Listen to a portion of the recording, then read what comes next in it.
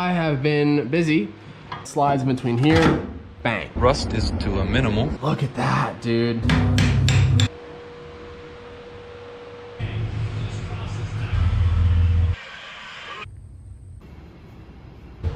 Just figured I'd show you guys. We got some parts rolling in and more on the way.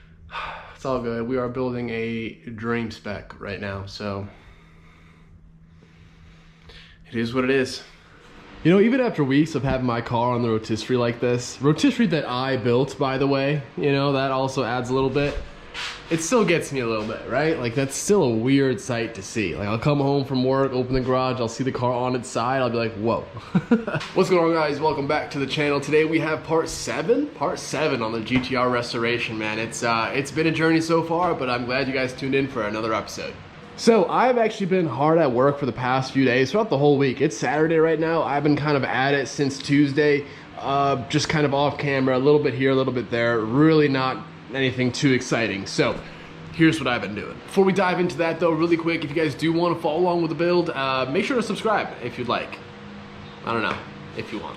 I really have high standards for this build, so I really hope it's kind of coming through on camera, and I know it's just the beginning and it's hard to see the end goal, but trust me, we have a couple really big pieces of the puzzle on the way for this car. But regardless, guys, so much to come, merch available, everything down below. I appreciate you guys. So here's what I've been doing. Off camera, I've been trying to get as much of the factory undercoating off.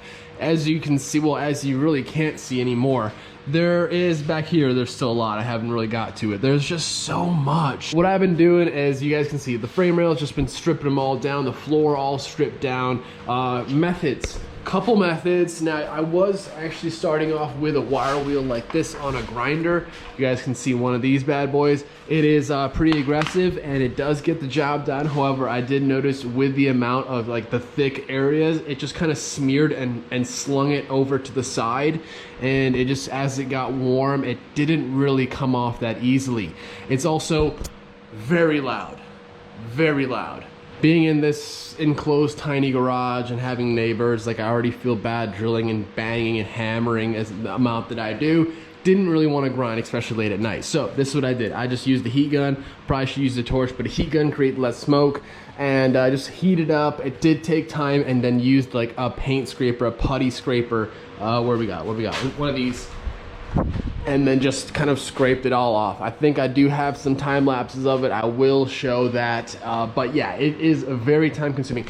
Here again, I know I'm not trying to talk too much, but I know people are gonna say this. Why don't I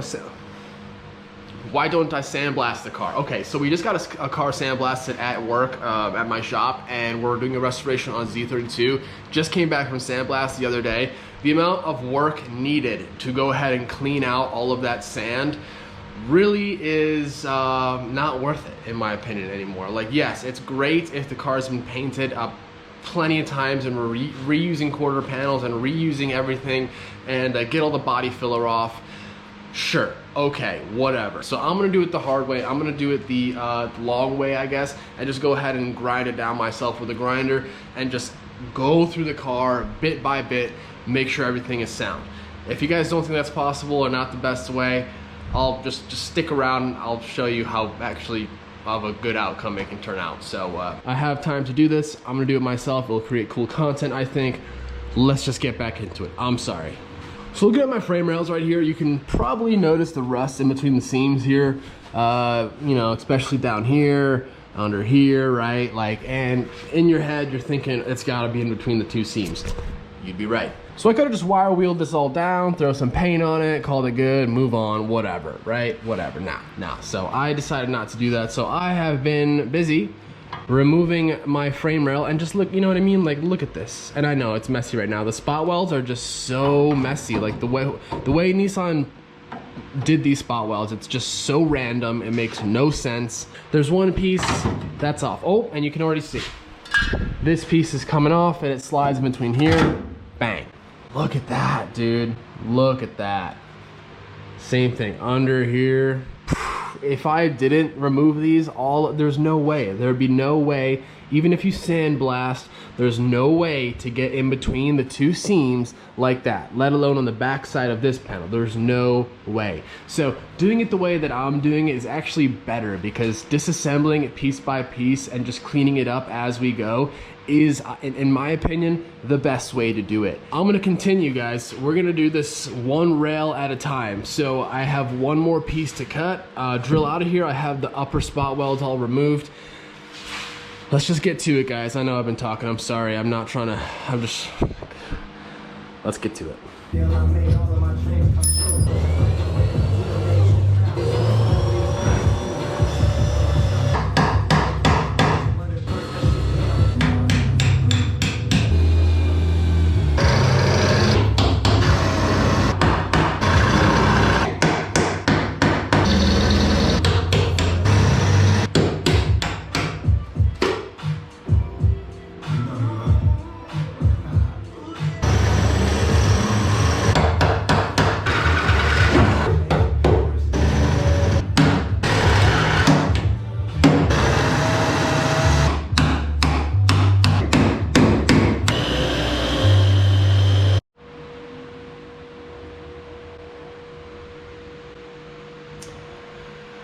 Man, you know, as much, okay, first of all, that was a huge pain. Check this out. I mean, that is our transmission mount, at least one of, you know, one side.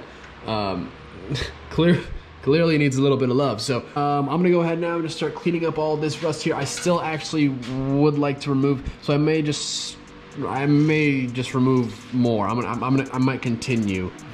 I'm gonna continue, but yeah, so far, damn. All right, let's keep on going.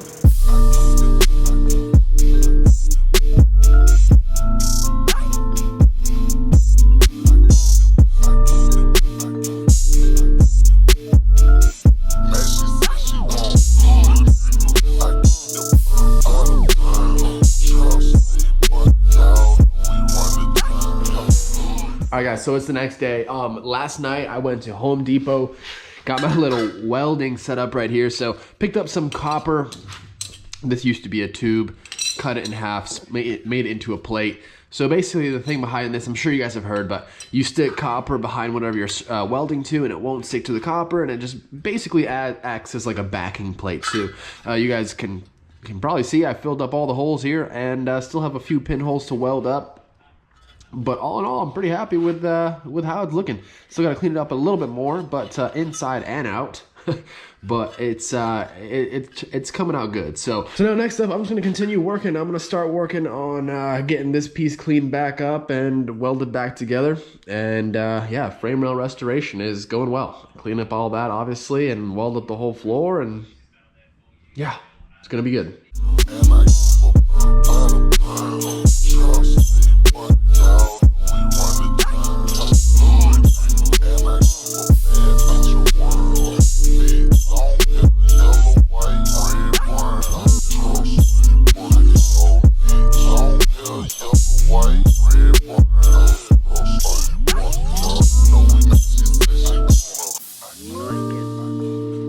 I know what I'm doing, because I have a pharmacy.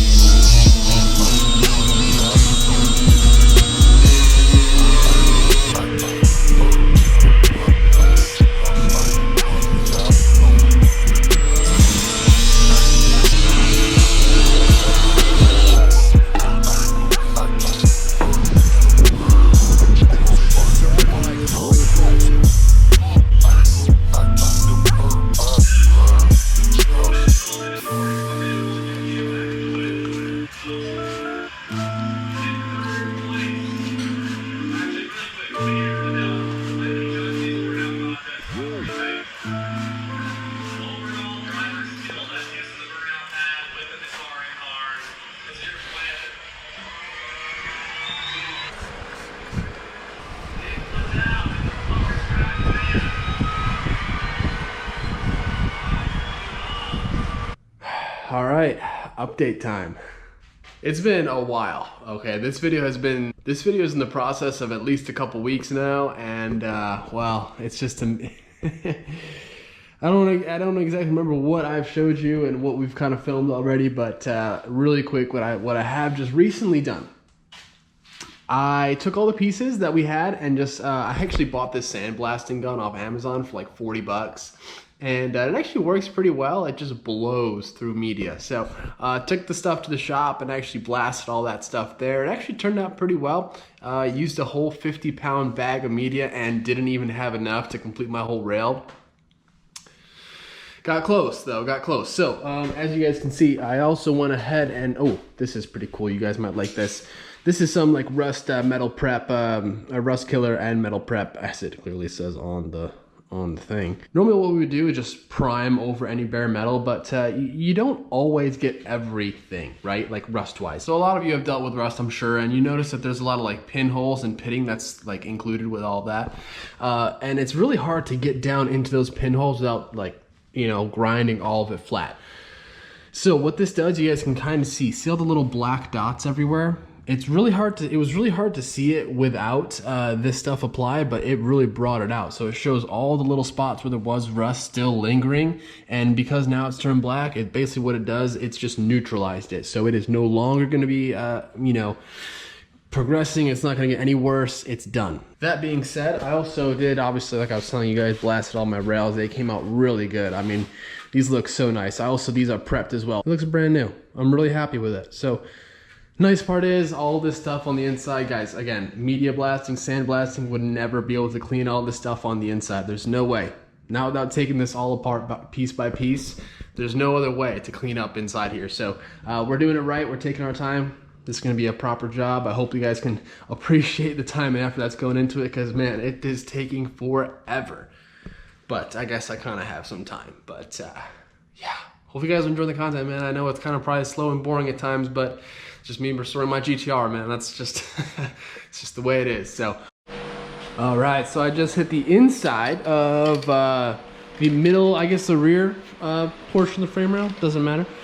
With some of this Fastline Primer surfacer. Good stuff. I'll have hopefully the link down below. I'm gonna go ahead and lay some well-through primer on the flanges here. So we'll pull this tape back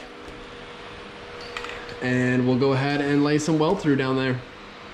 For the weld-through, we got some SEM zinc weld. If you guys were wondering what this stuff is, basically, it says right on the can. Weld-through primer for superior corrosion protection between welded substrates. So between two pieces of metal, if you're welding something together, you can weld to this. It does allow penetration, and it's got a bunch of zinc in it to help with corrosion, yada, yada, yada. So yeah, this is the product. I will have it linked down below if you guys need to get some yourself. So let's get to it.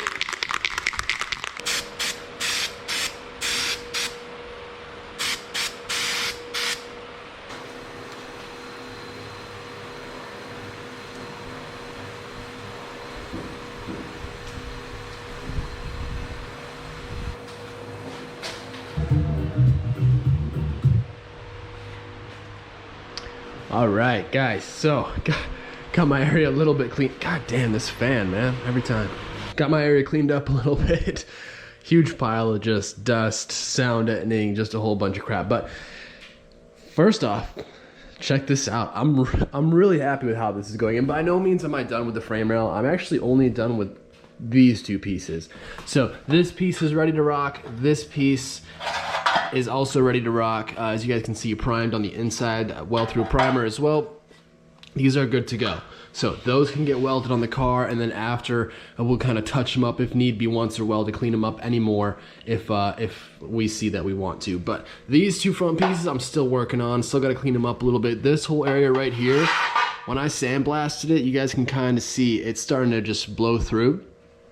So this is where the transmission mount actually, the bracket, you know, is welded to on the frame rail on the driver's side. So I definitely want to make sure it's super nice and strong and has some solid meat there. So we might go ahead and I might just chop out the sides, and instead of just welding all these 5 holes up, I might just weld in a whole new plate and just go that route. So probably do it on both sides, because I think, yeah, so there's a couple spots here. You can see the holes, right? So gonna go ahead and want to take care of that for sure. But all in all, I'm pretty happy with with how it went. I mean, considering where they started and how they looked before, yeah, this is 10 times better. So much time has gone into this. I know it doesn't probably show up on camera, but wow, so much time. So much time. So I'm doing my best. I'm doing my best. I mean, let me know what you guys think, though. I'm pretty happy with how they look so far, and still, like I said, working on them. But over here, check this out. You guys may have noticed. That's brand new. This is brand new. So this is a brand new R32 Skyline quarter window. They're the same for GTR and GTSTs, but if you guys know, the prices on everything R32 Skyline related has gone way up. So I found these for a killer deal. I paid about 585 bucks shipped for 2 brand new quarter windows. Very, very happy I found those. I really didn't plan to buy them so quickly, so it kind of made things a little bit tough, but I couldn't sleep on the deal. You know what I mean? Like, this is one of those things, because they're about like $350 a piece online, give or take. So a little bit more even. I've seen them go for like 500 a piece. So we got them for 585 for 2. That being said, got my old ones here if anyone's interested. I mean, they're still in great shape, honestly. Just have a little bit of overspray on the trim, and the edges of the trim are a little bit chewed. I mean, barely. You guys can kind of see. You probably would clean up with some fine sandpaper, but since we're restoring this thing, it's I might as well just get whatever new I can. So yeah, that's that. Just figured I'd show you guys. We got some parts rolling in and more on the way. Look at how good these look, though. Dang. Got the Nissan on the, even on the wood. It would have been wrong to put those windows back on the car. Now I'm like a little upset because I feel like I should probably get new door windows. Man, it's all good. We are building a dream spec right now, so it is what it is. I'm happy with where we're at. It's hard to keep motivation up at times, for sure. Like, it's overwhelming, definitely. But I'm just trying to take it one step at a time and just kind of still visualize the end product and the enjoyment that I hope to get out of it. I don't see how I wouldn't. This thing's gonna be epic, but you know. So.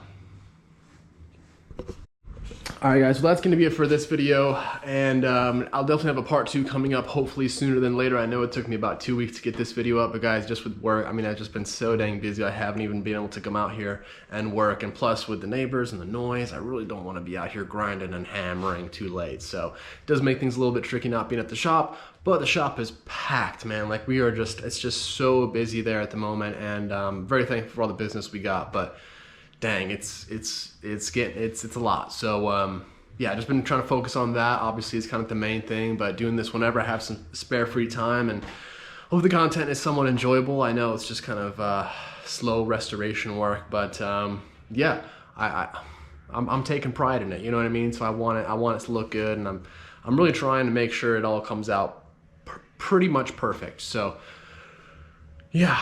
So all the recent merch orders, I mentioned that I'll be including like a piece of the car. I will send that to you guys separately, because it won't come with your t-shirt just because we ship them. There's a third party. Anyway, so we don't ship out the merch personally. So I'll be sure you guys get all your stuff, but gonna close that out at the end of October. So if you guys want to get some merch and a piece of the car as like a piece of memorabilia, go ahead and grab some merch. I would really appreciate it. And yeah, that's pretty much it, man. I think that's gonna close it out. If you guys did like it, would appreciate a thumbs up and subscribe if you guys want to keep up to date. But either way, I will see you guys in the next one, and hopefully that's sooner than later, but I'm gonna do my best. So I'll catch you guys in the next one. Be blessed. Peace.